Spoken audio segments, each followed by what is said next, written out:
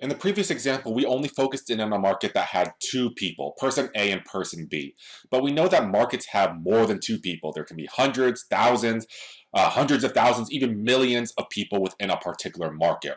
So what we want to go ahead and do is build up the entire market demand curve, not just for two people, but for everybody within this particular, whoever wants to buy this particular good or service. So market demand, as you can see right here, in order to derive that or to build it up, we need to have a horizontal summation of all individual demand curves.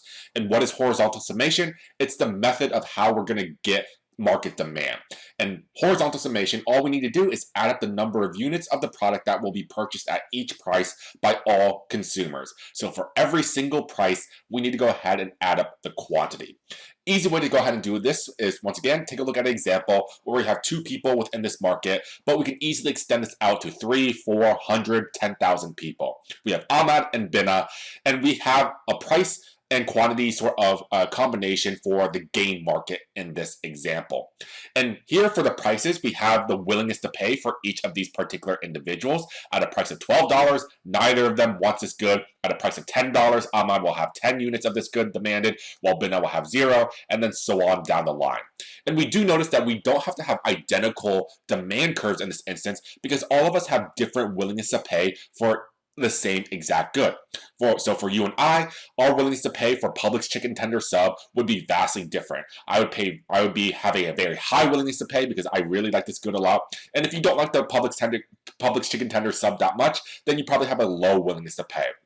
So in this instance, we need to take every single individual demand curve and horizontally add them up in order to get the market demand curve. So with Ahmad and Bina, we just go ahead, plot their demand curves as we have right here. So as we did with our demand curve previously, just go ahead, plot the points, connect all the dots, and we have the demand curve for Bina, and we also have the demand curve for Ahmad. Notice that they are not identical. They each have their own willingness to pay. They have their own demand curve. In order to build up the market demand curve, all we need to go ahead and do is for every single price, we just go ahead and add up the quantity each of them is demanding. So at a price of $10, Ahmad demands 10, Bina demands 0. So the entire market is going to be 10 plus 0 equals 10 in terms of the entire market. At a price of 8, Ahmad demands 15, Bina demands 5, 15 plus 5 equals 20, and then you go down the line.